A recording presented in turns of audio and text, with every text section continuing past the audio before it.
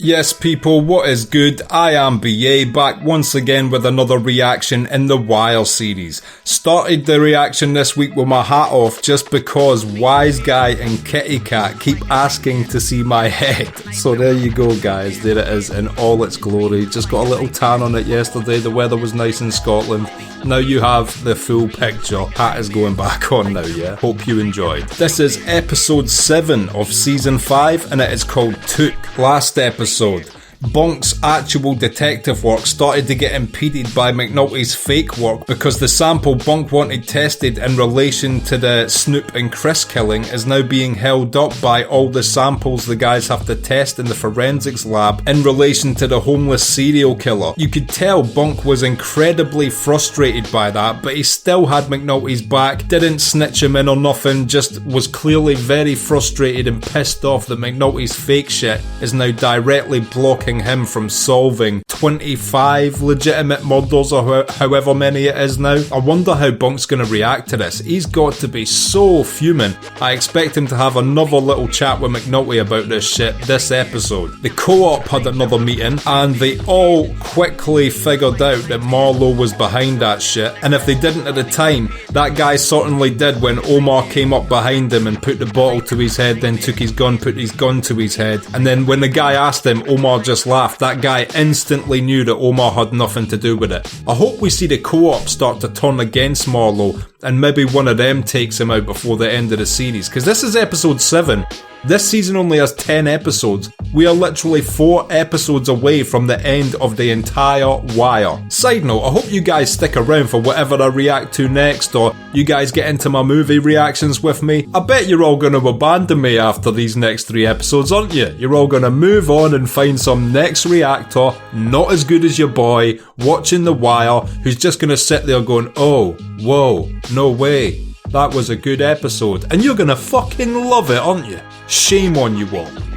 No, but for real, I would love to see many of you stick around for whatever we react to next. Hopefully you do, but alas, I cannot decide what you guys do with your life. So if we are nearing the end, I just want to say it has been nice to speak with you all, talk to you all. But make no mistake, the countdown is officially on. Now, obviously my Patreons get first choice on what series I react to next, but your guys' opinions and requests are still noted and put in a list. So if anybody has any suggestions on future series you would like to see me react to, now is the time to start spamming them comments with your suggestions. And if they line up to what my Patreon gang are saying, then maybe we can find some happy medium and some of you will stick around for whatever I react to in the future. And much respect to those of you who are like, no, I like the way this guy reacts to shit, I'm down for whatever he does next. I will see you guys on the next fucking series. But yeah, I just can't wait to get into this shit, so let's do it. This is the 4th last episode of The Wire ever. Episode 7 of season 5, Took. Let's check this shit out and see what it's saying to it. Meanwhile, phone company paperwork on the case has a cell we gave to Sidnor. It's really basic shit.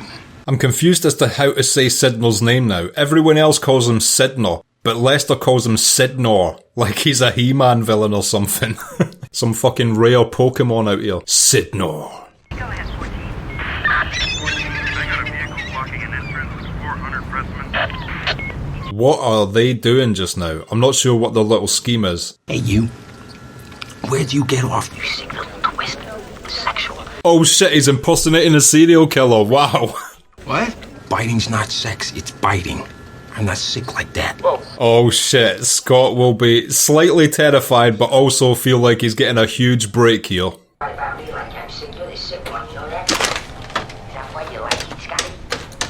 I mean, McNulty better be so careful. He's gonna end up this series in jail as a homeless serial killer. In front of my father, my father's father. Listen to me, smack daddy, crack daddy, little baby, whack daddy.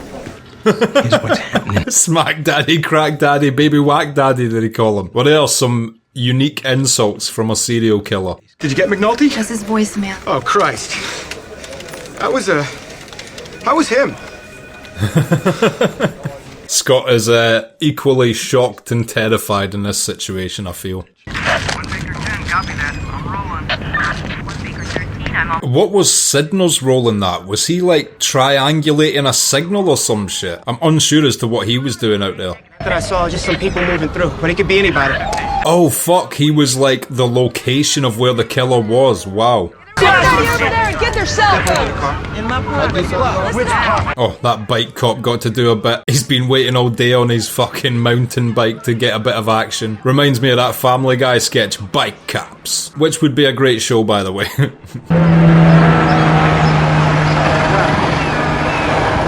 Helicopters and boats and everything though. Again, what a complete waste of the limited funds that the police force already have.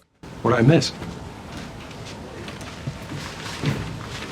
Does Landsman know it's McNulty at this point? He looks at him like he 100% knows this is some complete bullshit. Christ.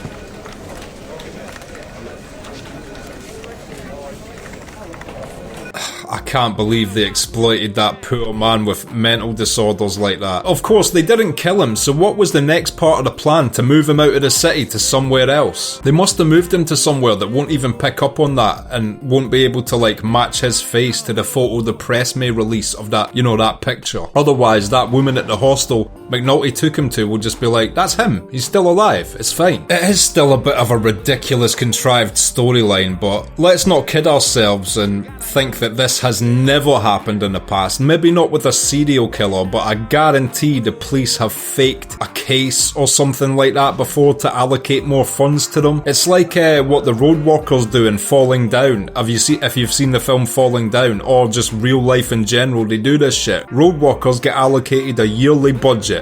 Therefore, if they don't spend that yearly budget every year, they don't get the same budget next year, forcing them to create fake roadworks in order to explain their use of the yearly budget without it getting reduced. More political bullshit. You asking for me to pay a winner's fee right up front, and you know what? I ain't a winner yet.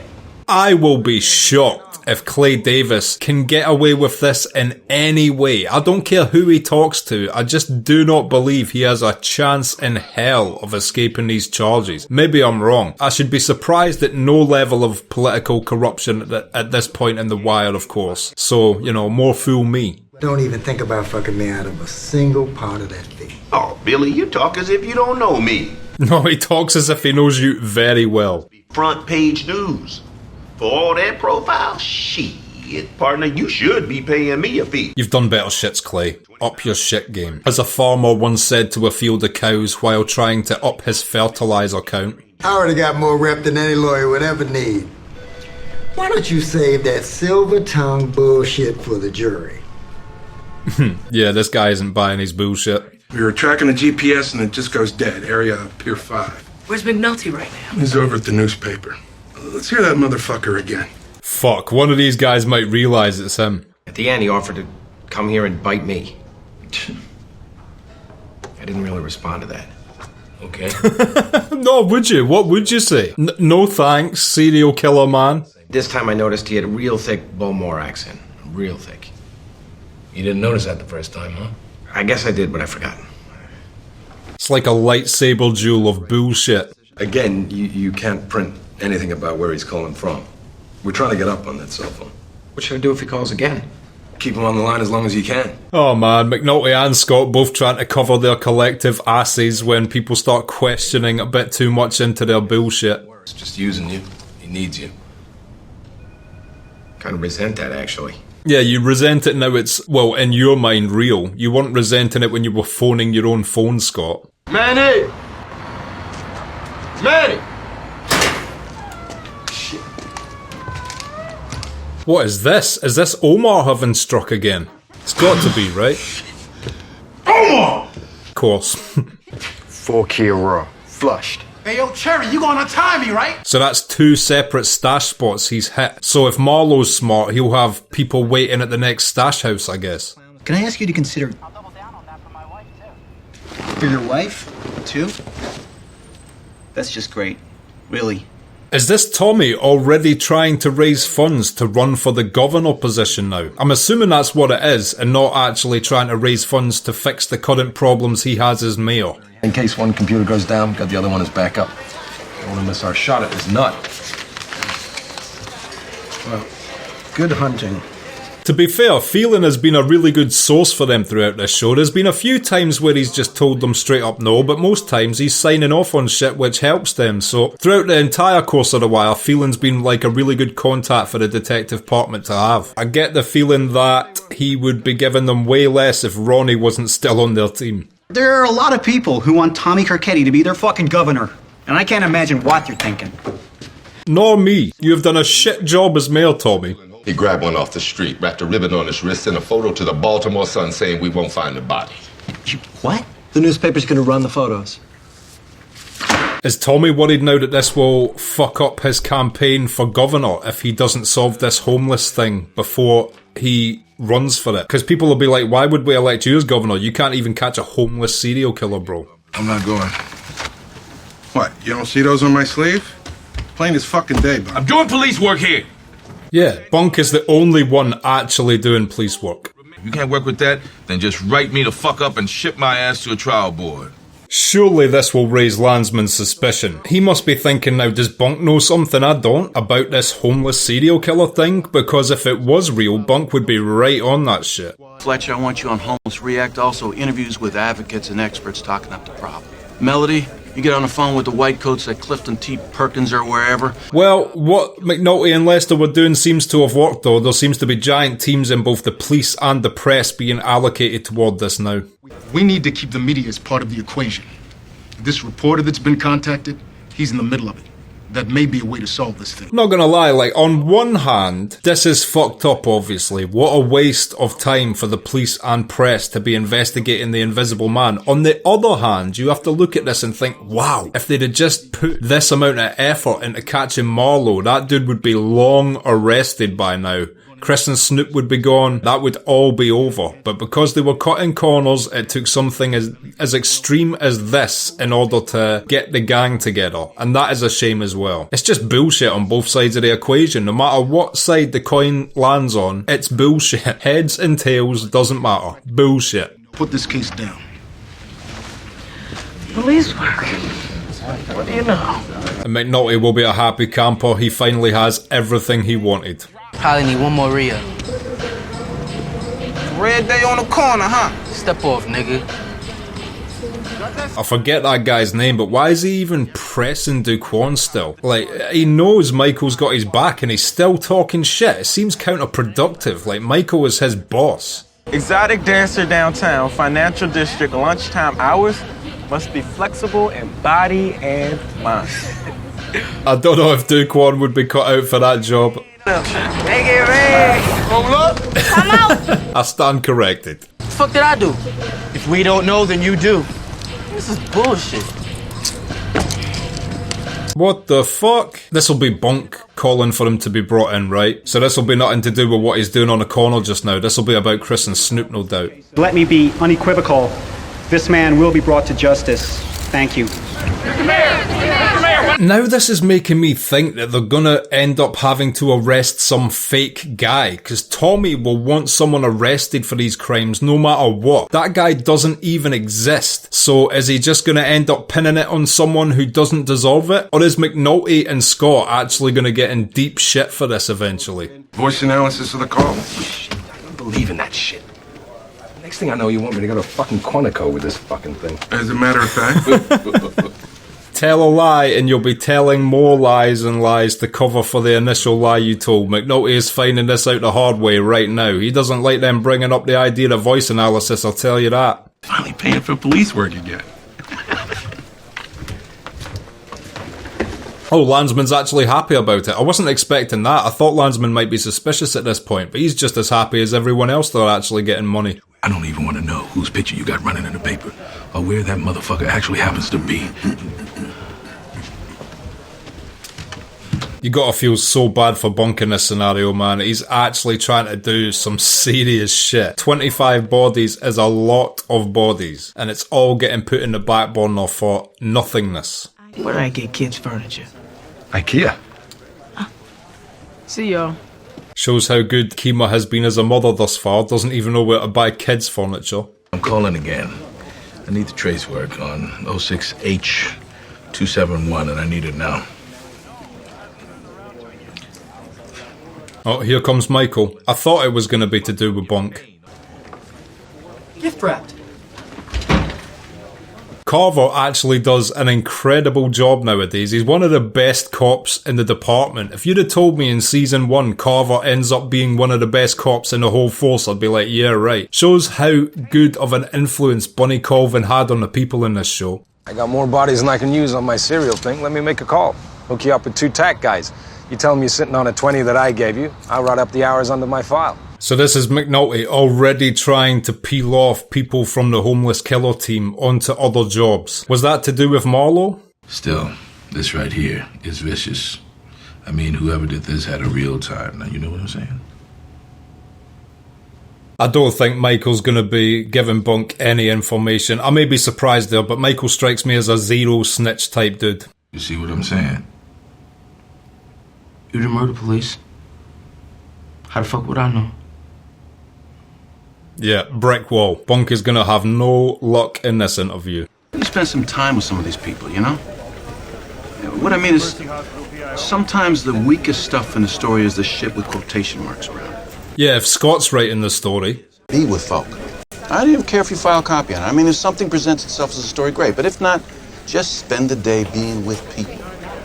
Nice, that guy seems like he'll do a much better job of that shit than Scott would as well. He seemed actually interested in the job, not apprehensive. The last time, we decided we wouldn't be there for him.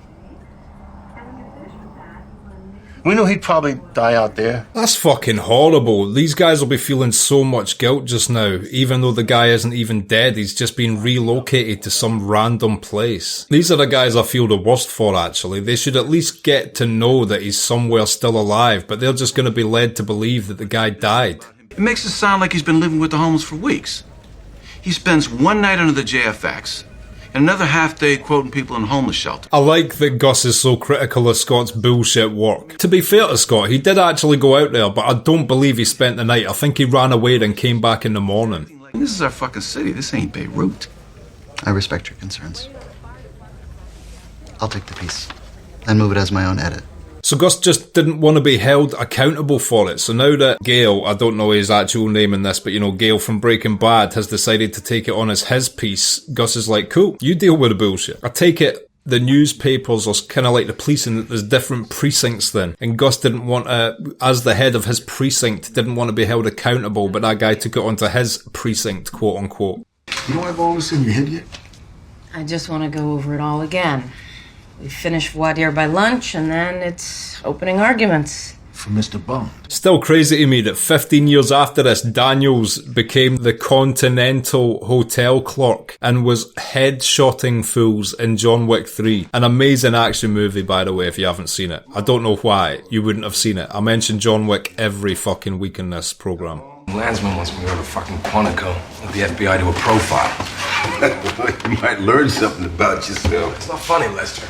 Oh shit, well at least Lester can see the bright side of things. I don't know why Lester's finding all this so amusing though. I mean, he's just as culpable as McNulty is. It's just he wasn't the one making the calls or whatever. When I have more leads, Sergeant, I'll be able to use the extra manpower you give me and run this shit down. But until then, when you back off, Jay, just back the fuck off. Also, they were very adversarial most of this show, McNulty and Lester, so it's good to see them actually working side by side. They are the ultimate double act in the police unit now. Another thing I wouldn't have expected 5 seasons ago. There's rumors of a last-minute plea offer. How can I plead to what I didn't do?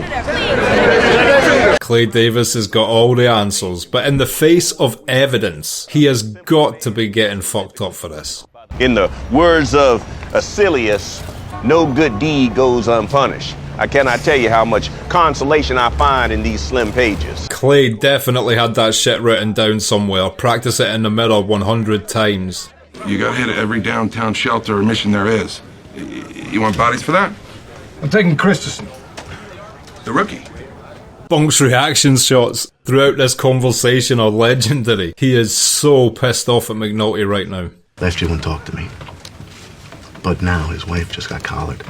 And if she gets locked up, his kids go to family services. So he's desperate to deal. Bunk overheard that. Is he going to think about that in correspondence with Michael? Like he thinks if he can lock up Michael's mum, Michael will have to play ball with him. I'll bury the expenses in the OT in my file. Thanks, brother.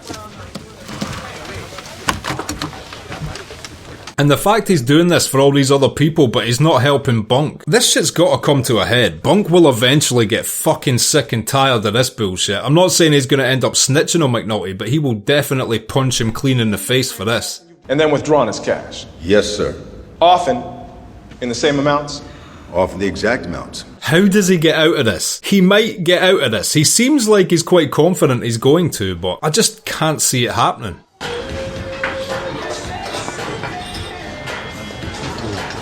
Hey, and Bubbles is now serving people out front. That's good to see. Again, with only 3 episodes left after this one, this has got to be, you know, Bubbles' final form. At least I hope it is. Came down here just to hang out and get with some homeless people. How come whenever there'll be one homeless, they'll come to the soup kitchens?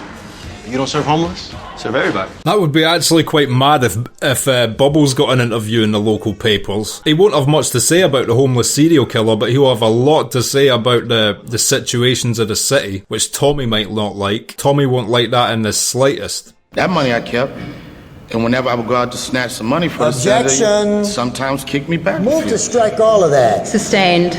Disregard that last comment. One thing I learned watching the Johnny Depp Amber Heard trial is like how often objections are shouted. It is fucking ridiculous. You can barely get a sentence out in a legitimate court case without one of the 2 teams of lawyers shouting objection, hearsay, objection, blah blah blah. Fucking annoying to watch. Was Senator Davis aware of your criminal record? Yes, sir. And yet he gave you a job. Donnell Rawlins has basically turned against Clay Davis on the stand as well. He wants nothing to do with these charges. Mr. Price, you acknowledged earlier that in exchange for your testimony, you received immunity from prosecution. He turned straight up snitch after making all that illegal money. What can I say? Y'all can play it like you feel and leave me be. So he's kind of throwing everyone under the bus. They gave him immunity from getting arrested, and now he's sort of going along with both sides, just like, yeah, whatever, I ain't going to jail no more, fuck you both. I'm asking you for hours to stake this asshole out. These guys like plot work. McNulty has become the honeypot of the department. Everyone is asking him to get at them more shit, and then McNulty just put it on his slip because he can get any money he wants to solve this homeless serial killer case. At this point, why doesn't Bunk just ask McNulty for the same thing for what he's working on? Then everybody's happy. How the shit about the bite marks get in the papers in the first place? Yeah, Jimmy. How did that happen, Jimmy? Wonder where they got that from, Jimmy.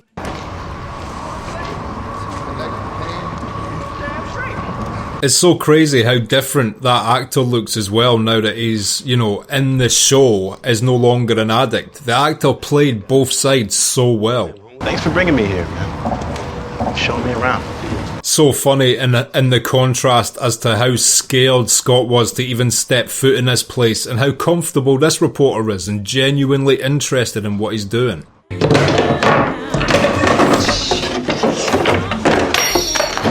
This is the real subplot we need. Kima versus IKEA. New prediction for episode 10, a bunch of Swedish IKEA workers getting arrested by Kima. Where you been hiding? You in Vice still? Vice? Shit, that does take me back. I did 8 years in homicide, brother, and now it's the Western.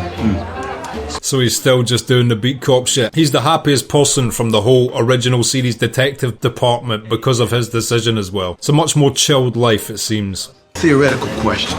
Oh, theoretical. In that case, a double Rodney, Gus and I. A 2 Rodney. Nice, it's the real life landsman. I wonder if they portrayed him accurately, because in which case in real life that guy's a dick. Ain't supposed to be with them Barksdale boys. What they call you, yo? Savino.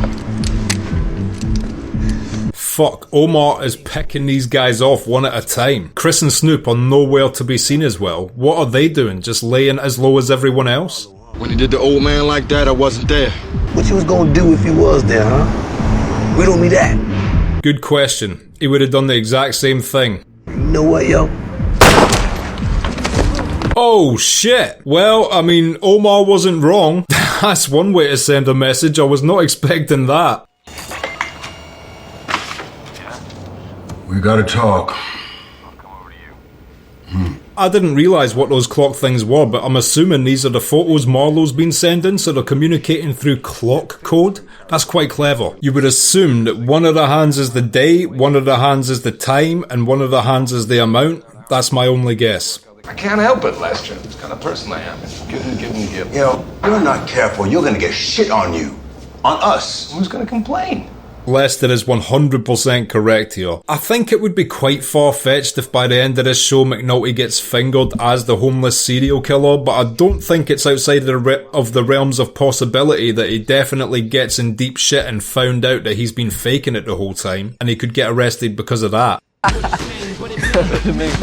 Oh fuck!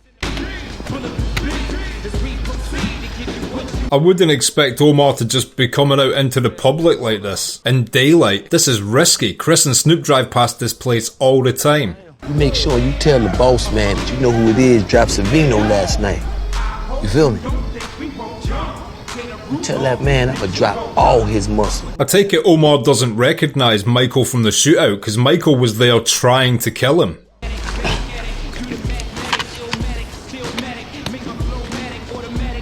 He's fucking lucky Omar doesn't recognise him, or Michael could have got shot himself there. If you would have made me from Monk's apartment the other night, I might be laid out my own cell. 100%. He probably would have killed you, Michael. I'm unsure as to who got the kill shot on the real life Omar as well, but was it Michael? Because he seems to be the best natural shot out of him, Chris and Snoop. $11,000 deposited in your personal banking account. You bet it all went into my account. It made it easier for me to do my job. He seems to be being quite adversarial towards Claydell, considering he's representing him. Everybody living hand to mouth, improvising, hustling, make do with as little as you can imagine. Man, he is such a professional bullshit artist. He might get away with this yet. Folks I know, we do great on that show. Practice every damn day of our lives. Hell, and Fear Factor? Oh, shit. Don't even get me started. Oh, he's warming himself to the jury as well. Clay could do this shit.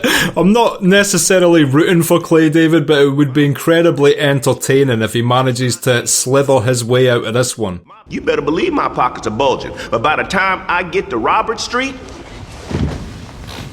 Objection! Objection! They love him. They absolutely love him. This will be infuriating Ronnie. But these charities were set up for basketball leagues in city rec centers, weren't they? She looks absolutely gobsmacked that he is playing it like this. And excuse me if I didn't ask that old arthritis woman for a receipt.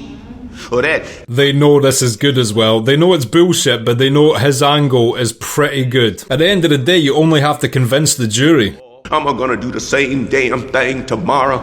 And the day after that, and the day after that, until they got me laid out at Marge's funeral home and trucked me off to Mount Auburn. Possibly the best public bullshitter in the show. He certainly knows how to woo a crowd. Whatever it was, they don't teach it in law school. No way. Clay Davis continues to thrive and take everybody's money. His little spiel in the court worked a charm to that jury. I can't believe nobody had sense enough to tone this down. The hype is bad enough, but what gets me is I can't trust the guy. Yeah, Gus knows he still might be talking bullshit. Let's see. Let's say goodnight to everybody. Now, looking out the window might work, but it might also be a horrific fail. There could be some violent shit going on out there. Good night, Popo. As expected, I knew it wasn't going to be a completely peaceful night. This isn't the worst thing she could be doing though. Okay, and that was episode 7 of season 5 of The Wire, Took, and I will be back in just a minute with my thoughts on that. So, Took, what did I think of that? Well, things are certainly ramping up in regards to how this homeless serial killer thing is affecting other parts of the department. We again got to see Bunk incredibly frustrated throughout the episode due to the lack of help he's been getting, but all the rest of the detective unit are fucking loving McNulty because he's now essentially an infinite money tap for any of them that are having trouble getting the resources allocated to the cases they're trying to solve, which has caused them all to start coming for him, and he's like, yeah, cool, I'll put it on my tab. On top of that, McNulty actually made a phone call as the homeless serial killer this episode. Landsman brought up the possibility of doing a voice decoding or whatever it was, voice analyzation, and McNulty was like, no, fuck that, you think that works? He better watch himself, because if they send that tape somewhere and then slow down the voice to the normal speed, Landsman in a heartbeat will be like, that's fucking McNulty. And given the descent he's had throughout this season, I wouldn't be surprised if they actually thought he was the homeless serial killer and not faking it if they brought that up.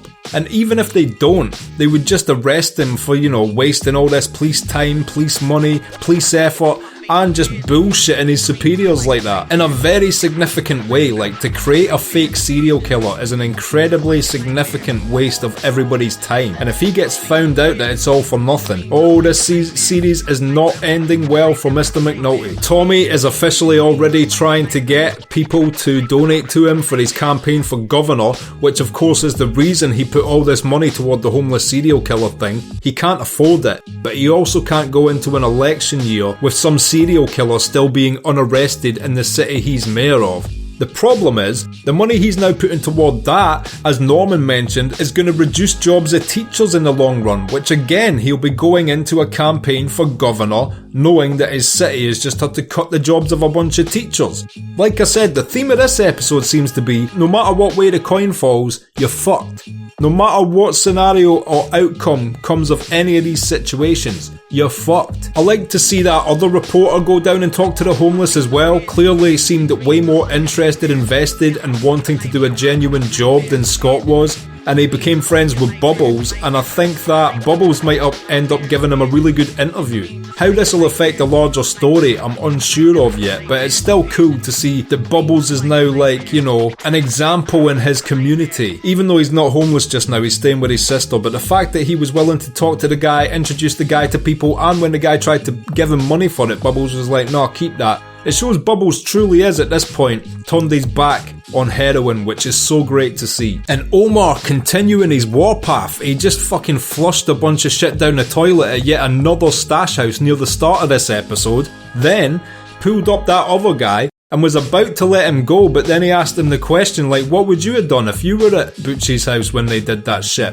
The guy had no good answer for him, which was a good point, and then in that moment Omar was just like, you know what, fuck you too, bang, shot him dead. And then we saw him pop up again as he came out to the corner where Michael was at. Michael is so lucky that Bubbles didn't identify him while they were having that shootout, otherwise Michael could have died right then and there. We didn't see any of Marlowe, Chris or Snoop this episode. They must be all laying low after their failed hit attempt on Omar, but Michael's going to get this word back to him and they're going to have to try and do something to act on Omar. It's just going to be so hard to find him though. It seems like Omar has the upper hand now. Even though he's wounded, he can be anywhere and they have to still make their drops and shit like that. So he's the one that's going to be able to find weak spots to exploit in their side. They're not going to be able to get him sat outside a house waiting for them ever again. I would say that their best bet just now would be to locate another stash house and to wait for them there. Omar seems to be taking out the stash houses one by one. If I was Marlowe, Chris and Snoop, I'd have a hit team waiting at one of the stash houses and just bide my time and wait for Omar to strike. Other than that, I do not see how they're going to be able to get him before he gets them. I wonder if his leg's going to heal before the end of this series as well, or this is just the rest of the series. Omar is now a hopper,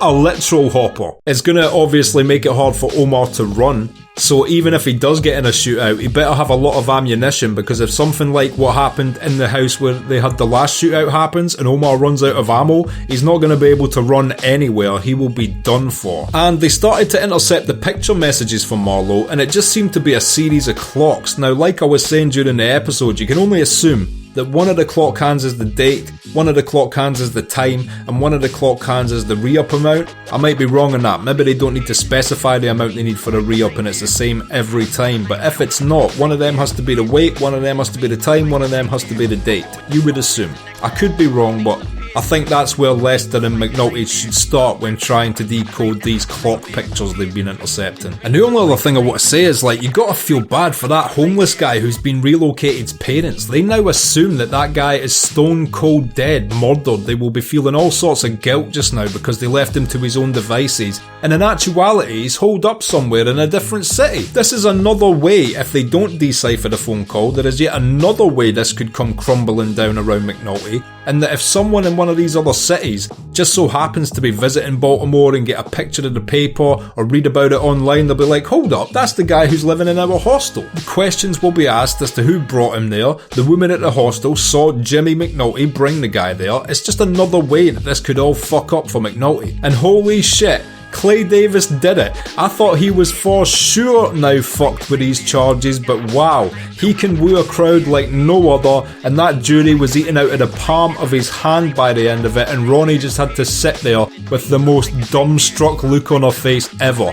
They couldn't believe they lost that case, and Clay Davis is out on the street, back to doing more bullshit, stealing more funds, but of course he painted it to the jury like the only reason there isn't receipts for the lack of money is because he's given it away to the community, and that just won the jury over even more. I was not expecting that, I cannot believe it, but oh my god, Clay Davis won his case, wow. And with only 3 episodes left, you can really feel everything building up to a crescendo now. These last 3 episodes are going to be epic, I cannot wait to see what happens next. If you've liked this video, click like, subscribe to the channel to see more videos like this, ring the bell to be notified as to when they drop. If there's anything you want to talk about, comment down below and share this around to anybody you think might appreciate it or want to watch this series along with us.